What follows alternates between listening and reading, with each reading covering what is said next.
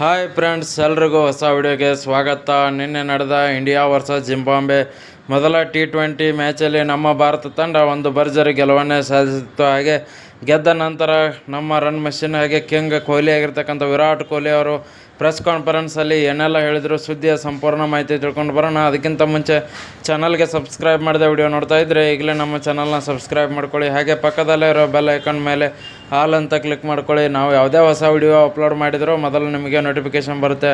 ಹೌದು ಸ್ನೇಹಿತರೆ, ನಿನ್ನೆ ಮ್ಯಾಚಲ್ಲಿ ನಮ್ಮ ಭಾರತ ತಂಡ ಒಂದು ಭರ್ಜರಿ ಗೆಲುವನ್ನು ಸಾಧಿಸಿತ್ತು. ಅದರಲ್ಲಿ ಒಂದು ವೈಭವ್ ಸೂರ್ಯವಂಶಿ ಅಬ್ಬರದ ಬ್ಯಾಟಿಂಗ್ ನೋಡೋಕ್ಕೇ ಒಂದು ಮಜಾ ಇತ್ತು ಅಂತಲೇ ಹೇಳ್ಬೋದು.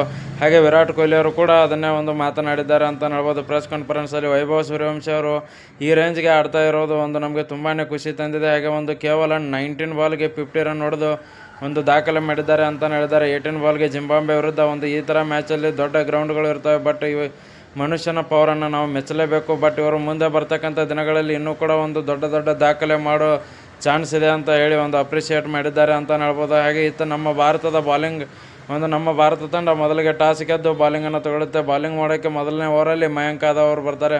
ಮೊದಲನೇ ಎಸೆತದಲ್ಲೇ ಒಂದು ವಿಕೆಟ್ ತೊಗೊಂಡು ಒಂದು ಟೀಮ್ ಇಂಡಿಯಾಗೆ ಭರ್ಜರಿ ಒಂದು ಪಾದಾರ್ಪಣೆ ಕೊಡ್ತಾರೆ ಅಂತ ಹೇಳ್ಬೋದು. ಒಂದು ಭರ್ಜರಿ ಒಂದು ವಿಕೆಟ್ ತೊಗೊಂಡು 4 ಓವರ್ ಹಾಕಿ 18 ರನ್ ಕೊಟ್ಟು 2 ವಿಕೆಟ್ ಮೇನ್ ವಿಕೆಟ್ ತೊಗೊಂಡು ಒಂದು ಭರ್ಜರಿ ಬಾಲಿಂಗ್ ಮಾಡ್ತಾರೆ. ಅದಾದಮೇಲೆ ಅಶೋಕ್ ಶರ್ಮಾ ಅವರು 4 ಓವರ್ ಹಾಕಿ 29 ರನ್ ಕೊಡ್ತಾರೆ, ಬಟ್ 0 ವಿಕೆಟ್. ಹಾಗೆ ಪ್ರಿನ್ಸ್ ಯಾದವ್ ಅವರು 4 ಓವರ್ ಹಾಕಿ ಒಂದು 19 ರನ್, ಒಂದು ಅತಿ ಕಡಿಮೆ ರನ್ ಕೊಟ್ಟರು ಅಂತ ಹೇಳ್ಬೋದು. ಹಾಗೆ ಇವರು ಕೂಡ ಒಂದು 2 ವಿಕೆಟ್ ತೊಗೊಂಡ್ರ ಮೂಲಕ ಒಂದು ಬೆಂಕಿ ಬಾಲಿಂಗ್ ಹಾಕಿದ್ರು ಅಂತ ಹೇಳ್ಬೋದು. ನೆಕ್ಸ್ಟ್ ಶಿವಮ್ ದುಬೆ ಅವರು ಕೂಡ ಒಂದು ಬೆಂಕಿ ಬಾಲಿಂಗ್ ಮಾಡಿದ್ರು ಅಂತ ಹೇಳ್ಬೋದು. ಇವರು ಕೂಡ 4 ಓವರ್ ಹಾಕಿ 32 ರನ್ ಕೊಟ್ಟು 1 ವಿಕೆಟ್ ತೊಗೊಂಡ್ರೆ, ಒಂದು ರವಿ ಬಿಷ್ಣು ಅವರು 4 ಓವರ್ ಹಾಕಿ 24 ರನ್ ಕೊಟ್ಟು 1 ವಿಕೆಟ್ ತೊಗೊಳ್ತಾರೆ. ಹಾಗೆ ಬ್ಯಾಟಿಂಗಲ್ಲಿ ಒಂದು ವೈಭವ್ ಸೂರ್ಯವಂಶಿ ಅಬ್ಬರ ಅಂತ ಹೇಳ್ಬೋದು. ಕೇವಲ 19 ಬಾಲ್ಗೆ 50 ರನ್ ಹೊಡೆದು ಒಂದು 4 4 4 6 ಹೊಡೆದ್ರ ಮೂಲಕ ನಮ್ಮ ಭಾರತ ತಂಡ ಗೆಲ್ಲೋಕ್ಕೆ ಒಂದು ತುಂಬಾ ಹೆಲ್ಪ್ ಮಾಡಿದರು ಅಂತ ಹೇಳ್ಬೋದು. ಹಾಗೆ ನೋಡಿದ್ರೆ ಅಭಿಷೇಕ್ ಶರ್ಮಾ ಅವರು ಕೇವಲ ಒಂದೇ ಒಂದು ರನ್ಗೆ ಔಟ್ ಆಗ್ತಾರೆ, ಮತ್ತೆ ಒಂದು ಫಾರ್ಮ್ ಕಳ್ಕೊಂಡಿದ್ದಾರೆ ಅಂತ ಹೇಳ್ಬೋದು.